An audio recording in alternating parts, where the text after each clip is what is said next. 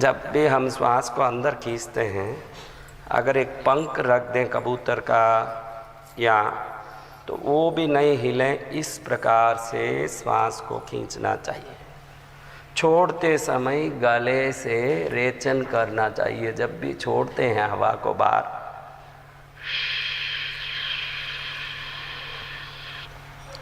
Filtering आवाज़ आना चाहिए। जब छोड़ते हैं खर्र करके आवाज़ नहीं आना। भी कई लोग तो नल खोलें तो जब पानी नहीं आता है तो जैसे हवा का फोर्स आता है उस टाइप से आवाज़ कर रहे थे। जब हम छोड़ते हैं तब गले में से हमिंग साउंड आना चाहिए। ऐसे करें तो ही चले, ऐसे करें तो ही चले, या लेकिन जब खींचते हैं तब एक समझो कि कबूतर का पंख यहाँ रख दिया हो तो उसका एक रेशम भी हिलना नहीं चाहिए, उस प्रकार खींचना। आप पूछेंगे कि इससे क्या होता? हमारा सांस तो हम रोज़ लेते हैं। आपके श्वास में पूरा जीवन, आपका पूरा श्वास से निर्धारित है। आपका पूरा श्वास, कछुआ बहुत धीमे श्वास लेता है। इस दुनिया के कोई भी प्राणी में कछुए का श्वास बहुत धीमी गति में होता है। किसका? कछुए का। बहुत धीमे श्वास लेता है कछुआ। इस धरती में वही सबसे धीमे श्वास लेता है, इसलिए वो 200 से 1000 साल तक जीता है कछुआ। और जो प्राणियां बहुत तेज से, कुत्ते को आपने देखा होगा रोड में 10 साल में मरता है। आपकी श्वास निर्धारित है, 21,600 श्वास पर डे हम लेते हैं। कितना? ये फिक्स है। आपके 21,600 इंटू कितना, वो फिक्स है। अगर उसको आप धीमा करते हैं उतनी आयु आपकी बढ़ती है। पहले तो आयु बढ़ती है, आप जितने श्वास को अच्छे से लेते हैं उतनी आपकी आयु बढ़ती है। नंबर 1 तो ये बात है। दूसरा, आप क्या चीज़ को आकर्षित करते हैं, किस, अभी देखो आप सोचते हैं मैं मेहनत करने से सब आता है। उन मूर्खों को समझ ही नहीं है कि मेहनत तो बस स्टैंड का कूली वाला करता है। हम सोचते हैं कि बहुत मेहनत करेंगे तो बहुत आ जाएगा। मेहनत तो कूली वाला ही करता है। कई लोग सोचते हैं कि बहुत पढ़ लेंगे, बहुत ज्ञान आ जाएगा तो कहीं पहुंच जाएंगे। कॉलेज के प्रोफेसर कितना पढ़ा हुआ है? तो फिर तो अदानी अंबानी उसी को होना चाहिए ना, अगर पढ़ाई से अगर कुछ मिलना है तो। आपकी ऊर्जा आपके जीवन को निर्धारित करती है। क्या चीज़? क्या ऊर्जा आपके पास? देखो अभी आपके पास क्या ऊर्जा है? 2 प्रकार की ही ऊर्जा रह सकती है। ऊर्जा 2 प्रकार की रहती है। एक नकारात्मक वस्तुओं को खींचने जैसी शरीर में रही हुई तामसिक ऊर्जा, वो फिर नकारात्मक तो खींचती रहती है। वो भले कितना भी आदमी होशियार हो, आपकी होशियारी, आपकी समझदारी, इससे आपके शरीर के प्राण सिस्टम को कोई संबंध नहीं है। प्राणिक आरा जिसको कहते हैं, प्राण ऊर्जा से भरा हवा मंडल, अगर ये प्राण सही नहीं है तो वो डिप्रेशन में जाता है। उसको डिप्रेशन आता है, रोग आता है, घबराहट आता है, डर आता है, उदारी आती है। बड़ा काम करने का ताकत होने के बाद भी वो विचलित रहता है। कैसे रहता है? आप सबने, मोहम्मद नबी कुरान में कहते हैं कि गुस्सा आते ही व्यक्ति मारने जाता है। तो वो कहते हैं जब भी गुस्सा आता है तो बैक हो। क्या होना? बैक में जाना। गुस्सा आवे तो बैक में जाना, या श्वास को धीमे करना। क्या करना? श्वास को जब भी धीमे करोगे आप बिल्कुल शांत और आनंद में आ जाओगे। अभी आप सबकी श्वास इतनी तेज कंपैरिजन के कारण भी होता है। आप सभी अपना जीवन जी नहीं रहे हो। आपको अपने जीवन से, मुझे मेरा जीवन जीना है। आज ये संकल्प करो कि मुझे पड़ोसी का जीवन नहीं, दुनिया का जीवन नहीं, मुझे अपनी ज़िंदगी जीना है। ये बच्चों को भी देखता हूँ, ये जितने भी यहाँ सेवा करते हैं ना, आप कोई नहीं रहता। मैं रोज़ किसी को छोड़ता नहीं हूँ। यहाँ कोई विशेष पर्व त्यौहार हो तब आप आए हों तो मैं दया करके छोड़ता हूँ, बाकी मैं अकेला ही यहाँ पूजा करता हूँ। मैं ऐसे मानता हूँ कि आप सब रोज़ यहाँ आओगे तो ये साधना कक्ष को आप दूषित कर दोगे आपके दूषण से, इसलिए मैं किसी को यहाँ छोड़ता नहीं। उस दिन इन सब का चाल चलन अलग ही टाइप से होता है। ये जो जितने भी लड़के खड़े हैं ना, आप कोई नहीं रहो तो इनका चाल चलन अलग ही टाइप से रहता है। जब आप जैसे भीड़ रहती है तो बिल्कुल सभ्य बन के चलता है, बिल्कुल डिसेंट बन के चलता है, बिल्कुल एक्टिंग करने लगता है, आपको देख के बहुत विनयवान बनने लगता है। यानी उसके चाल चलन तक दूसरों के लिए है, खुद के लिए नहीं है। आपके चाल चलन, आपकी बोली, आपकी ज़िंदगी आप पड़ोसी के लिए मत रखिए। इतने श्रेष्ठ बनिए कि कोई रहे या नहीं रहे, आपके शब्द श्रेष्ठ ही निकले। कोई ज़रूरी नहीं कि कोई आया तो श्रेष्ठ निकला, अकेले हों तो गाली दे रहे हैं। हाँ, हम अकेले हैं तो मनमानी बातें कर रहे हैं, और कहीं शादी में गए तो कैसे हैं, बहुत दिन से मिले नहीं। पीछे जाए तो तेरी बहन की, तेरी माँ की, तेरे भाई की। हाँ, सोचो आप, ये जीवन नहीं है। आप अकेले में भी रहें, कोई रहे ही नहीं तो भी आप में विकार नहीं आए, तो भी आप में अंदर में कोई प्रकार के दुर्भावना नहीं आए। आप अकेले रहो तो भी देखो, ये दीपक है, आप रहने के बाद प्रकाश देती है क्या? हाँ, आप सब चले जाओ तो थोड़ा डिम हो जाएगा क्या? आप आने के बाद प्रकाश देगा क्या? कैसे रहेगा? तो आप वैसे ही प्रकाशित रहो। जब भी कोई रहे तो ठीक, नहीं रहे तो ठीक। मेरे जीवन को मैं निर्धारित करूंगी, मेरे जीवन मेरा है, उसमें मुझे अच्छा बोलना दुनिया के लिए नहीं है, वो मेरे को शुभ करने वाला है। इसलिए मैं अकेले रहूं तो भी अच्छा ही सोचूं, अच्छा ही बोलूं, हिम्मत रखूं, हिम्मत से जीऊं, हर काम में विवेक रखूं। वो पड़ोसी के लिए नहीं। आप देखो, उनके घर में ये चीज़ आ गई, मेरे घर में नहीं है। वो ऐसे जी रहा है, वो चीज़ मेरे पास नहीं है। ऐसे कर कर के जब भी दुखी होते हो, उस समय अंदर में एक ऊर्जा टकराती है, वो नकारात्मक ऊर्जा है, जो ईर्ष्या के कारण, कंपैरिजन के कारण, दूसरों की तुलना करने के कारण होती है। इस संसार में किसी भी पक्षी पशु को देखो, वो अपनी जिंदगी जीती है। मनुष्य को ज्ञान बढ़ने लगा तो ये ज्ञान से कहीं विकास किए, फ्लाइट बनाए, फ़ोन बनाए, कंप्यूटर बनाए, दुनिया भर की चीज़ें बनाई। साथ साथ में उसने ईर्ष्या, जलन, राग, द्वेष, इससे किसी को कोई, आप किसी को देख के जलोगे। देखो, मोदी को देख के जलने वालों से ज़्यादा आपको देख के जलने वाले कोई नहीं होंगे। अगर उसका ही बाल बांका नहीं कर सके तो आपका क्या बाल बांका होगा, कि किसी का क्या बाल बांका होगा? हाँ?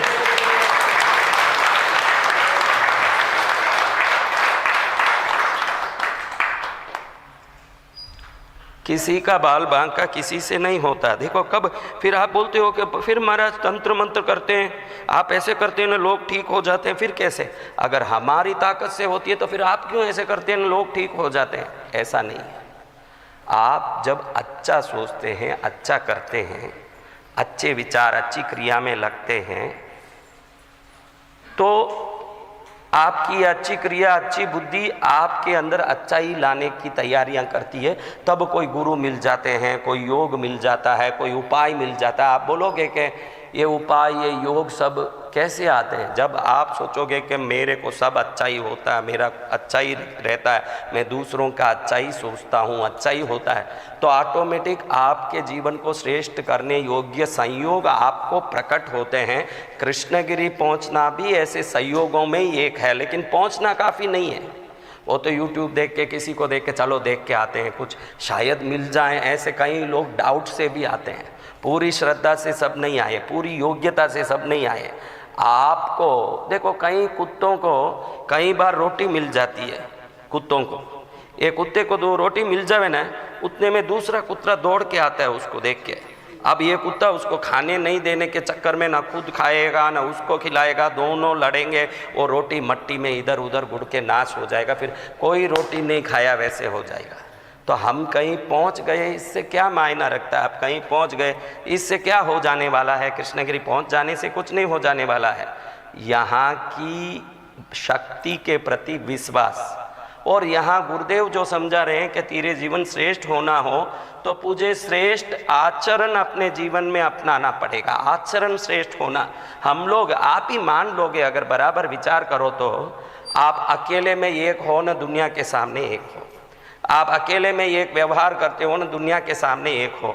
आपकी ज़िंदगी में व्यक्तिगत भी आपके स्वभाव बदलते हैं। ऐसा नहीं कि शत्रु को माफ़ कर दिया, ऐसा नहीं है। शत्रु आते ही रूप बदलता है, कोई अच्छा पैसा वाला देखते ही हम उसको प्रेम से बात करें, लेकिन अंदर में बहुत तरक्की कर दिया आपने। इस शब्द में ईर्ष्या घुसी होती है। ये शब्द उसको लगता है कि ये तारीफ कर रहा है, लेकिन बोलने वाला ही जानता है कि इसमें भयंकर ईर्ष्या है। तो अलग अलग प्रकार के शब्दों से, अलग अलग प्रकार के वातावरण से हम खुद को मारते रहते हैं। खुद को, ये किसी को नहीं मार सकती ये स्वभाव, ये खुद को मारती है। जब भी आप ईर्ष्या करते हो, जलन करते हो, डरते हो, डर भी एक दुर्गुण है। आप ये मत सोचना कि जलन, झूठ बोलना, ईर्ष्या ये दुर्गुण है। आप किसी भी हालत में डरना नहीं चाहिए। डर एक दुर्गुण में बड़ी चीज़ है। कभी नहीं डरें कि भाई किसी भी हालत में मौत सबको आती है। आप लोगों में कई लोगों को, ये छोटी छोटी बच्चियाँ, मैं बता सकता हूँ, छोटी छोटी बच्चियों में मेरे को कोई बीमारी आ जाएगी, मेरे को कोई परेशानी हो जाएगी, मेरे को कोई दुख आ जाएगा, ऐसे पहले से ही रटते रहते हो बैठ के। जैसे ही 40-50 आ जाता है तो मुझे कैंसर तो नहीं आ जाएगा, मुझे हार्ट अटैक तो नहीं आ जाएगा, मुझे बीपी तो नहीं आ जाएगा। देखो क्या होगा ये आपको पता नहीं है। आपकी हर बात अनुमान है। आपको कुछ पता नहीं कि क्या होने वाला है। जब पता नहीं और अनुमान ही करना है तो श्रेष्ठ अनुमान ही करें जीवन में।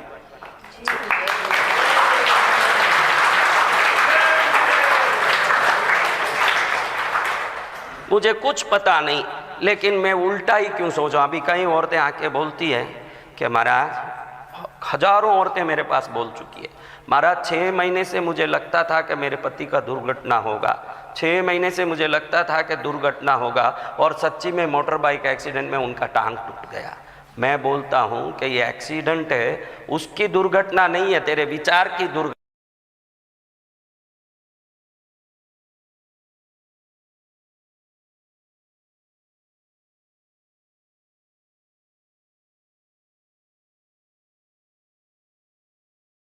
दुर्घटना 6 महीना जपोगे तो दुर्घटना की कृपा हो जाएगी आपके ऊपर।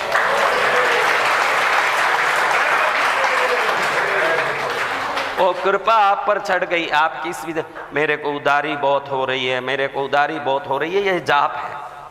मेरे को आजकल बीमारी मिटती नहीं, मेरे को बीमारी मिटती नहीं, जाप है। आप कोई भी जाप करो वो जाप सिद्ध होता है। भले वो जाप, देखो ये राक्षसों ने जिनका जाप किया वो ब्रह्मा का, कहीं जाप करते, टीवी सीरियल में आप देखते हैं कि हिरण्यकश्यप ब्रह्मा का जाप करके उनसे वरदान लेता है कि आकाश में, धरती में, पाताल में, दिन में, रात में, बाहर अंदर, देवताओं से, राक्षसों से, किसी से मैं मरना नहीं चाहिए। अब वो जिनसे वो उसने आशीर्वाद लिया, जिसको मांगा उसको वो मिला कि दूसरा कुछ मिल गया, तो आप क्या मांग रहे हो? प्रकृति सुन रही है। उसके अलावा शास्त्र कहता है कि आप सोचोगे कि मैंने कुछ नहीं किया जीवन में, तब जब तो मेरे को देवों की कृपा कैसे होगी। मेरा बेटा संकेश को आपने देखा होगा, क्या वो मेरी जैसी साधना इस जिंदगी में कर पाएगा? लेकिन मौज वो पूरा कर रहा है कि नहीं, आप देख सकते। हाँ, हर एक आदमी इज्जत देता है। मेरे जाने के बाद भी, मरने के बाद भी गुरु के पुत्र हैं, ये उसको आदर तो मिलेगा ही। मेरे जाने के बाद भी बात कर रहा हूँ। तो आपके पूर्वजों में पहले ज़माने में व्यवहार में ही सब लोग सदाचारी थे। एक ज़माने में जब तक टीवी नहीं आया, आप में ही जो 50 के ऊपर हो, आप जानते हो कि भाई आराम से 30 साल पहले की ज़िंदगी कैसे थी ना आज कैसे। तो आपके 50-100 साल पहले के जो साधारण लोग थे, उनका जीवन ही बहुत सदाचार और तपमय था। आपके दादा परदादा ये सब। तो ध्यान रखो, आपका पुण्य काम कर रहा है कि नहीं। आप इतने तपस्वी हो कि नहीं, आप मॉडर्न बन गए हो, आप आज की दुनिया में हो, लेकिन आपकी पूर्वजों की कृपा आशीर्वाद के रूप में आज भी सबके पास है। समझा?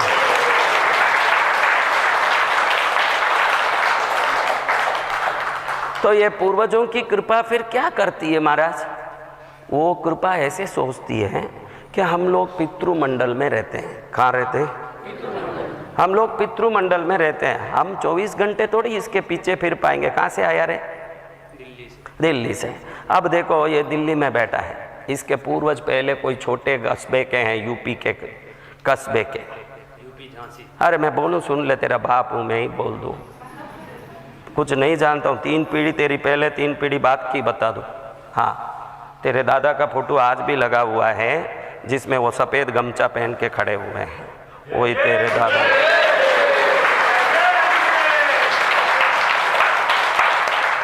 अभी वैसे तो मैं ऐसे पूछता हूँ कहाँ से आया ताकि दुनिया को मालूम पड़े तू कहाँ से आया, तेरा बाप कौन, सब मैं जानता हूँ।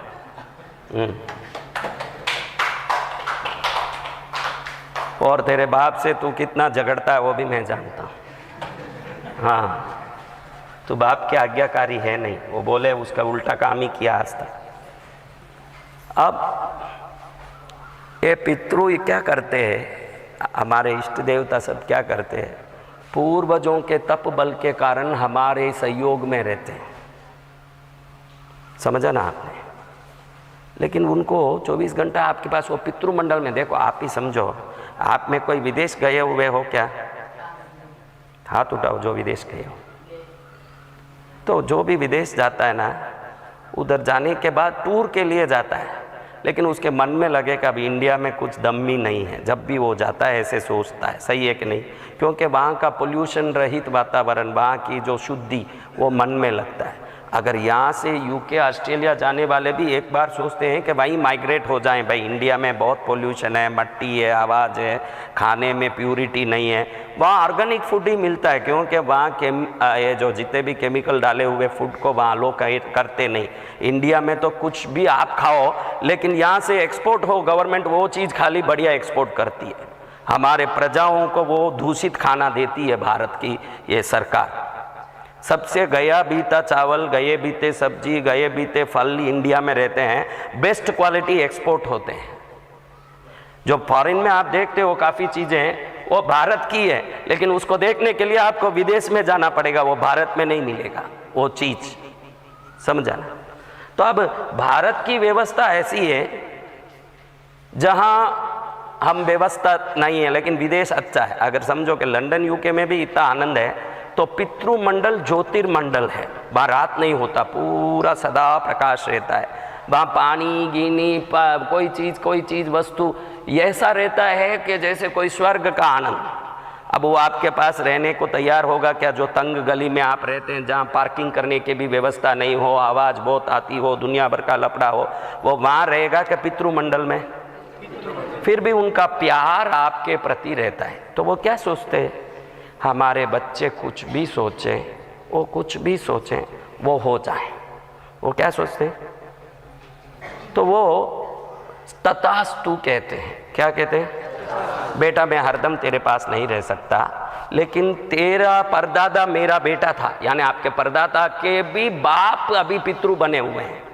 तो वो कहते हैं कि तेरा परदादा मेरा बेटा था, उसके बाद तेरा दादा मेरा पोता था, तेरा बाप मेरा परपोता है, तू मेरा लड़पोता है। ये खून का रिश्ता तेरे प्रति मुझे आकर्षण कर रहा है, लेकिन तेरे पास मैं नहीं रह सकता हूँ। फिर भी कोई बात नहीं बेटा, तुझे मेरा आशीर्वाद है, तू जो भी सोचे न वो हो जाए, ये मैं तेरे पर कृपा करता हूँ।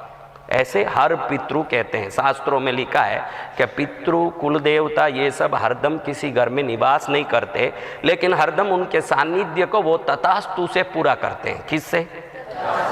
और मानव समाज ये समझता नहीं है कि प्रकृति भी एक को रिटर्न करता है। पहाड़ों पर चले जाओ आप, किसी भी पहाड़ पर, वैली पर, कोई समतल पर चले जाओ आप, एक को आते हैं। वहाँ जाके आप खड़े होके मैं बहुत अच्छा हूँ, मैं बहुत अच्छा हूँ, मैं बहुत अच्छा हूँ, मैं बहुत अच्छा हूँ, 7-10 बार वो आवाज़ वापस आता है। आप बोलो कि दुनिया बहुत ख़राब है, दुनिया बहुत ख़राब है, वहाँ से वो आवाज़ वापस आता है। तो वो एक को तक आप जो एनर्जी को भेजते हो उसको कई गुना रिटर्न करके भेजता है, क्योंकि यूनिवर्सल एनर्जी में आपके विचार जब भी बाहर जाते हैं, सम विचार को अधिक गुना खींच के आपके पास लाते हैं। तो अब आप क्या करते हो? मेरे को बहुत तकलीफ़ है। कई लोग अपने बच्चों की शादी में खुद ही रोड़े बने हुए हैं। बहुत लोग आके बोलते हैं बेटे की शादी नहीं हो रही है, बेटे की शादी नहीं हो रही है। इनका विचार आने वाले रिश्तों को रोकता है। धीरे धीरे वो इतना टाइट हो जाता है कि वो विचार के कारण ही ये बच्चों, कई लोग बोलते हो ना कि मेरे बच्चे बहुत बदमाश है, मस्ती बहुत करते हैं महाराज, छोटे समझते ही नहीं है। आपका विचार उनको बदमाशी करने के लिए ज़्यादा से ज़्यादा प्रेरित करता है। जब भी बच्चे कहना नहीं मानते हैं, आपको स्व सम्मोहन करना, कहिए सेल्फ हिप्नोटाइज करना। आपको क्या करना? खुद को सम्मोहित करना चाहिए, उनको नहीं। आप पड़ोसी को बदला नहीं सकते, बेटे को बदला नहीं सकते, पत्नी को बदला नहीं सकते, परिवार को बदला नहीं सकते, लेकिन आप सेल्फ हिप्नोटाइज्ड रहोगे, मेरा काम बहुत अच्छा हो रहा है, मैं आरोग्यवान हूँ, मुझे रिश्ते बहुत अच्छे प्रेम से रखते हैं, सम्मान आता है, मेरे घर में खूब शुभ काम होते हैं, ऐसे कंटिन्यूसली सेल्फ हिप्नोटाइज करोगे तो ये विचार धीरे धीरे जब बाहर जाएंगे, आपने जो सोचा उस वस्तुओं को खींच के लाना शुरू कर देगा। आपका जीवन तब से बदलना भी शुरू हो जाएगा, तभी बदलेगा।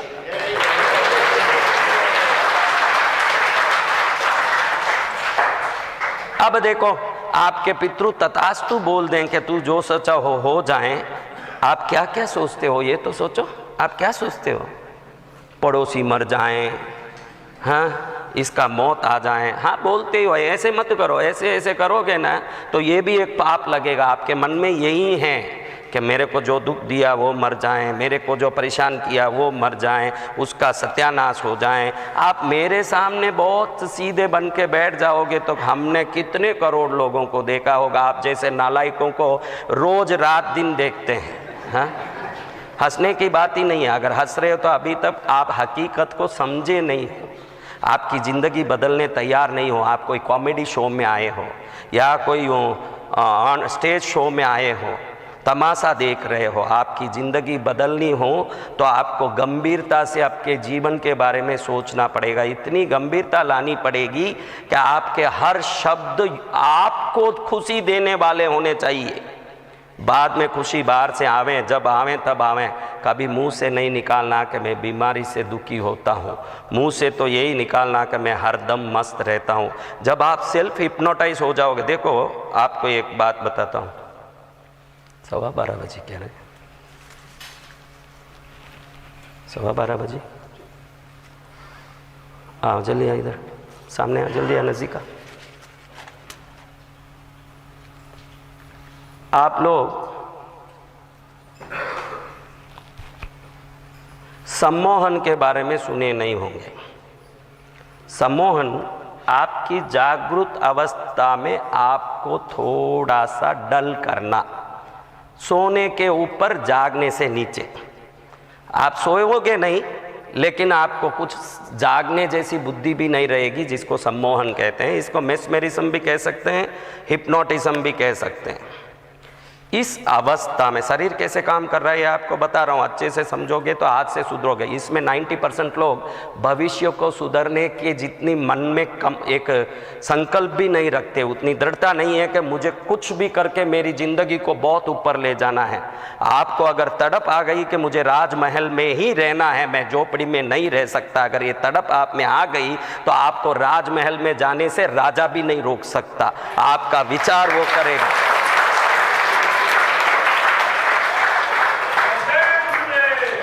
देखो भाई, पानी को चाहे जितना गर्म करो, 100 डिग्री गर्म नहीं करो जब तक वो बाफ नहीं होगा। ये गारंटी है कि नहीं? तो आप कभी भी मुझे बोलते हो कि मेरी इच्छा पूरी नहीं होती है महाराज, तो बाफ होने जितना ये पानी गर्म नहीं हुआ है, 100 डिग्री नहीं हुआ है। ये थोड़ा नीचे होने से खाली बुलबुल आता है, बड़क बड़क करता है, लेकिन कभी बाफ नहीं होगा। आज ये ध्यान लेके जाओ, तड़प बढ़ाओ। मैं ये नहीं बोलता दूसरे साधुओं की तरह कि पैसे पर मन मत लगाओ, माया पर मोह मत लगाओ। रोटी खाते हो ना घर में, जो साधु खाता है वो भी धन से ही आता है। वो धन ये एक एनर्जी है, पूरा जीवन वहीं से शुरू होता है। एक बच्चा जन्म लेता है तो वो जन्म लेते समय ही हॉस्पिटल में उसकी डिलीवरी का पैसा चुकाना पड़ता है बाप को, उसके बगैर वो बच्चा ही जन्म नहीं ले सकता। वैसे धन से जो शुरू होता है एनर्जी, वो अन्न में परिवर्तित होता है। धन अन्न को लाता है, अन्न मन को बनाता है, मन प्राण को बनाता है, प्राण आपके लक्ष्यों को सिद्ध करता है। धन से इतना बड़ा संबंध है आपका, उसके बगैर कुछ नहीं होगा। कैसा अन्न खाते हो, वो कैसा भी अन्न हो, होटल का हो, घर का हो, घर में भी राशन पैसे से लाना पड़ता है। और अन्न बगैर शरीर चलेगा ही नहीं। आप कुछ भी छोड़ सकते हो, नंगे रह सकते हो, बगैर घर रह सकते हो, प्लेटफॉर्म में रह सकते हो, गली में खड़े रह सकते हो, बिल्कुल नंगे बगैर लंगोट रह सकते हो, बगैर रोटी नहीं रह सकते। और ये रोटी भी 5 रुपए से आता है। किधर से आता है? तो आपको तो कमाना ही पहला एनर्जी है, पहली एनर्जी तो कमाना है। फिर आप लोग बोलते हो कि मैं बहुत मेहनत करता हूँ, मैं तुरंत बोलता हूँ नालायक, अगर 100 डिग्री आ गई तो पानी को भाप बनने से कोई रोक सकता है? तेरे में 100 डिग्री की तड़प आ गई तो तू जो इच्छा किया वो तेरे पास आने से कोई रोक सकता है? 99 डिग्री में भी चमत्कार होने वाला नहीं है। आप सोचो कि भाई 99 डिग्री में कोई चमत्कार हो जाएगा मेरे जीवन में। जीवन में चमत्कार 100 होने के बाद 101 होने के लिए भी इंतजार करने की जरूरत नहीं है। 99 में कुछ होने वाला नहीं है, 101 तक इंतजार करने की जरूरत भी नहीं है। कहाँ पहुँचना पड़ेगा? 100 डिग्री में पहुंचना पड़ेगा। इसमें कई लोग ऐसे हैं पूरी ज़िंदगी ऐसे ही निकाल दिए हैं और आगे भी ऐसे ही निकालेंगे। चुप के लोगों को देख के मन में सोचते हैं हमको कुछ बनना, हमको कुछ बनना है। सुबह अलार्म रख के सोएगा 7 बजे का, देखो वो कैसे सो रहा है, देखो ये चश्मा वाला कैसे नींद ले रहा है, देखो यही नालायक यहाँ 100 डिग्री में कब बनेंगे, 100 डिग्री के कब होंगे। यहाँ बैठ, उसको भेजो बाहर, किसी आदमी को बुलाओ दूसरे को जो बैठा है बाहर, उठ रहे, जा बाहर जा, यहां बैठ के सोए सत्यानाशी, जा बाहर। भगवान के सामने, भगवान नहीं, भगवान के सामने जागो। कहाँ जागना? कमाई के समय में जागो, कुछ अच्छा आता दिखे तो जागो। जब कुछ भी हमारे जीवन में खराब आता दिखे सो जाओ, क्योंकि वो आना ही बंद हो जाएगा। कब सोऊं न कब जाऊंगा, ये दिमाग में आ गया तो वो भी विजय पाता है, जब तक नहीं पाएगा।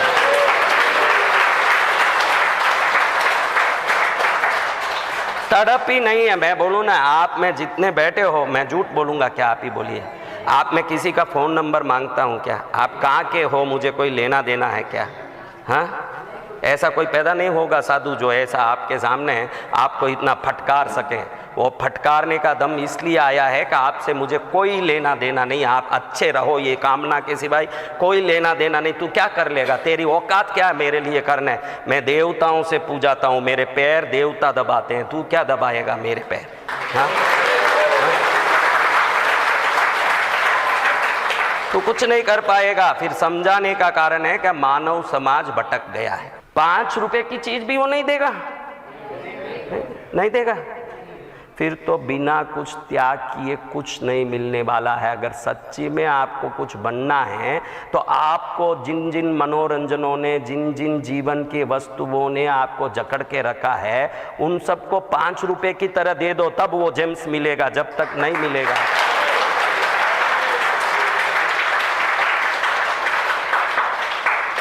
आपको जेम्स चाहिए तो 5 रुपया देना ही पड़ेगा। आपको कहीं पहुंचना हो तो उसके लायक का त्याग करना ही पड़ेगा। अगर जबान खराब है, मैं देखो बेधड़क बोलता हूँ, मेरा मन बोलता है बेचारों को नालायक तो मत बोल, इनको नालायक क्यों बोलता है, ऐसे मेरा मन बोलता है। फिर मेरा दिमाग बोलता है शायद नालायक बोलूँ ना कोई समझ लें कि मुझे लायक बनना है, तो ये मेरा डांट ही उसके लिए आशीर्वाद बन जाएगा। हाँ,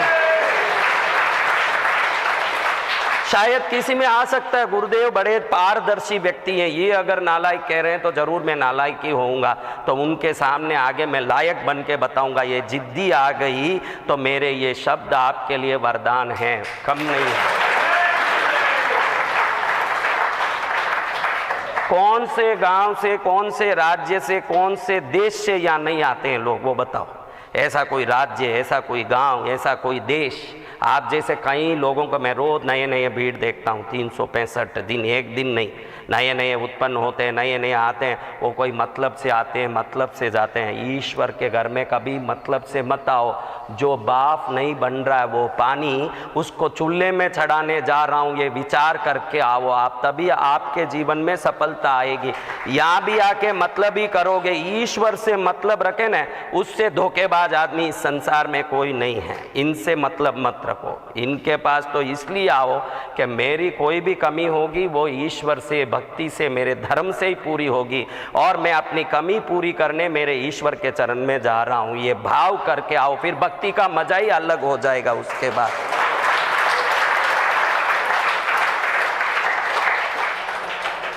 देखो कितने लोग कथा के समय कल बाहर घूम रहे थे, आप देखो तो देख सकते हैं। पंडाल में जगह नहीं वो अलग बात, अगर वो विचार करे तो कहीं भी घुस सकता है। पंडाल भर गया था वो अलग बात, लेकिन वो बाहर बैठा है, यूं यूं घूम रहा। मेरे रितेश बोल रहा था, उनको बोला अंदर जाओ। हाँ जा रहे हैं, जा रहे हैं। फिर तू किस लिए आया भाई? हाँ किस लिए आया? मैं तो कोई ऊँट भी दें तो डांट देता हूँ, इसलिए नहीं कि मेरी कोई भीड़ कम पड़ रही है। मेरे लिए तो बाहर भी लोग बहुत खड़े हैं। मेरे को आता मन में कि ये ऐसे उठ के कब तक जिंदगी में जाएगा? जब तक ये कोई जगह स्थिर नहीं होगा धर्म के स्थान में, इसका जीवन स्थिर कैसे होगा भाई? जब ये यहाँ स्थिर नहीं हुआ तो हाँ, इसका जीवन कोई स्थिर होना नहीं है। भटकने वाला पूरे संसार में भटकता ही रहेगा। आप मुझे कम मत समझना। आपने घर में बंद दरवाजा करके 7 ताले देके अंदर बैठ जाओ और एक टाइम बताओ, वो ताले के अंदर मैं अंदर नहीं खड़ा रहूं तो पूछना इतनी साधना तो करके रखा। कोई चवन्नी का चपटिया आपसे बात नहीं कर रहा है। जिसने 23 साल हिमालय की गुफाओं में बिताई हो वो साधक बात कर रहा है आपसे, समझे? तो आप अपनी औकात बढ़ाने तीर्थों के स्थान जाइए, तड़प बढ़ाने। अभी असली तड़प नहीं है। सुबह अलार्म लगा के भी सो जाते हो कि 7 बजे उठ के आज मुझे ये काम करना ही है, और 7 बजे अलार्म बजे तो क्या करते हो? देखो, हाँ आधा घंटा बाद उठेंगे, 1 घंटा बाद उठेंगे, 9:30 बजे उठोगे। जब जिंदगी में कुछ सोचा वो काम को करने के लिए भी दृढ़ता नहीं है तो ये पानी 10 डिग्री में भी उबल नहीं रही है। और यहाँ आकर के आप हमारा ये नहीं हो रहा, हमारा वो नहीं हो रहा, वो नहीं हो रहा, ये की बात है। तड़प सही नहीं है। क्या नहीं है? तड़प लोगे ना तो फिर तो मर के भी आपको पानी के पास, मटके के पास जाने की जरूरत नहीं है। तड़प पक्की हो गई तो कुआं आपको ढूंढ के आएगा। मैं लिख के देता हूं, आपको कहीं नहीं जाना पड़ेगा।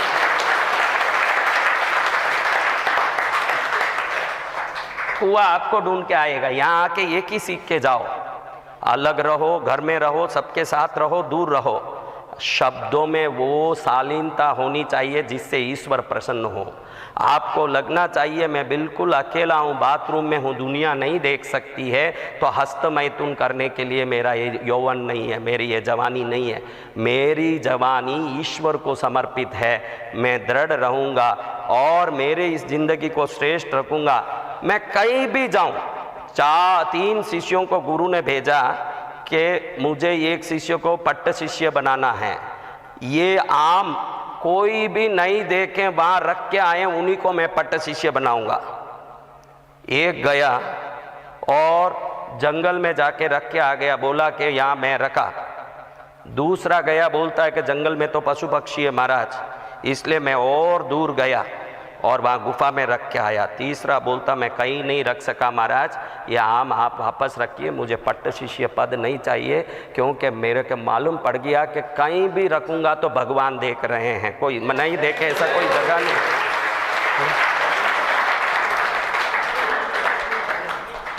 ऐसी कोई जगह नहीं है जहाँ कोई नहीं देखता हो। बताओ ऐसा कोई जगह हो? ऐसी कोई जगह बताओ जहाँ कोई नहीं देखते हो? होगा ऐसी जगह? हाँ, आप असम से आते हो, 25 राज्य हैं भारत के, 25 से भी यहाँ लोग आए हैं। जल रहा है मणिपुर, वहाँ से भी आए हैं लोग। मणिपुर जल रहा है, वहाँ से भी लोग आए हैं। क्या करने आए हो आप यहाँ? क्या करने आए? कुछ बटोर लेंगे। क्या है? आप नहीं बोला कि 5 रुपए का जेम्स भी फोगट नहीं मिलेगा, तो यहाँ आपको क्या बटोरने देंगे कोई? हाँ, क्या बटोरोगे? क्या बटोर लोगे बताओ? आई है योग्यता, वो देखो, ऐसे बन जाओ कि आपके हर चीज अपने आप हो जाए। आज कुछ नहीं हो रहा है तो हमारे में ही कोई कमी होगी कि पड़ोसी में? मानते हो? ये भी पहली बार ही माना होगा, ये मान्यता भी पहली बार ही आई होगी और मेरे डर के कारण ये बात निकल रहा है। नहीं तो मेरी कमियों के कारण मेरी ननंद है, अगर वो घर में नहीं होती तो मैं बहुत सुखी रहती। वही नालायक मेरे जीवन बिगाड़ रही है। हाँ, है कि नहीं? बोलो, कोई मुंह ही नहीं खोले।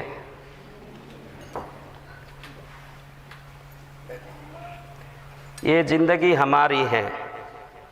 हे जिंदगी है इतनी खूबसूरत, अभी आपको पता नहीं है। हाँ, ये जिंदगी है खूबसूरत, अभी आपको, ये ज़िंदगी कितनी खूबसूरत है आपको पता ही नहीं है कि ये ज़िंदगी कितनी मस्त है। आप जिस दिन अपने मस्ती में जियोगे आपको मालूम पड़ जाएगा कि ये ज़िंदगी जो ऐसे ही बिता के बूढ़े हो के मसान में जा रहे हो, ये एक उत्सव का बहुत बड़ा रंगीला मैदान है जहाँ घुसने के बाद हर क्षण मौज मस्ती में गुजरना चाहिए। अगर नहीं हो रहा है तो आप बेकार हो, ऐसे मस्ती आनी चाहिए।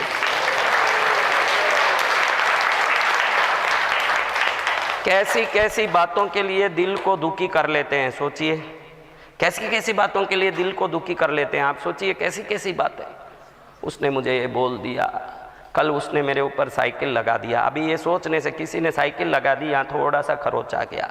अब 9 दिन तक इसी को सोच सोच के उसको गाली दे रहा, नालायक आके मेरे पैर को मार दिया, नालायक। ये बोलने से ये कोई ठीक होने वाला है क्या?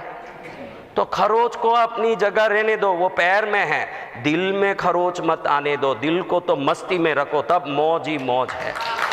हाँ? वो खरोच आपके दिल में आ गई है। सभी खरोच जो भी हैं, शरीर पर पड़ा, मन पर पड़ा, जहाँ भी पड़ा, लेकिन आपके दिल पर पड़ जाता है। आप पूरी जिंदगी रोने के लिए कुछ न कुछ, कई लोगों को उस दिन कोई घटना नहीं हुई तो इतनी चिंता होती है कि आज कोई मेरे साथ दुर्घटना नहीं हुई, तो पुरानी घटना को भी याद कर करके रोते रहते हैं। भाई आज नया कुछ नहीं हुआ तो चलो, कैसे बगैर दुखी तो मज़ा भी नहीं आएगा। इसलिए एक पुरानी घटना को 25 साल पहले मेरे ननंद ने ऐसे बोला था, उसको सोच के आज रोएगी। आप ही सोचो ये होता है कि नहीं, कि मैं झूठ बोलता हूँ?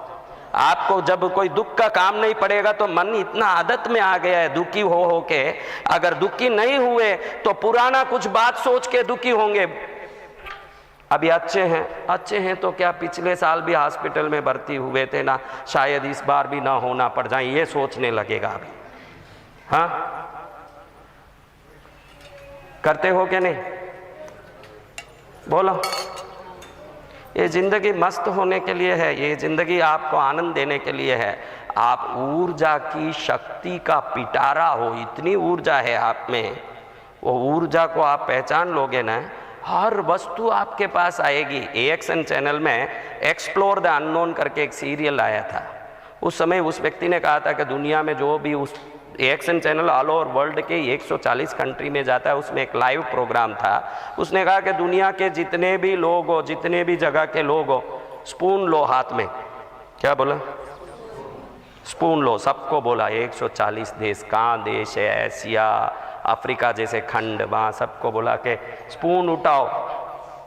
जब सब लोगों ने स्पून उठाया तो वो टीवी से बोलता है कि सबके स्पून मुड़ जाओ। क्या बोलता है?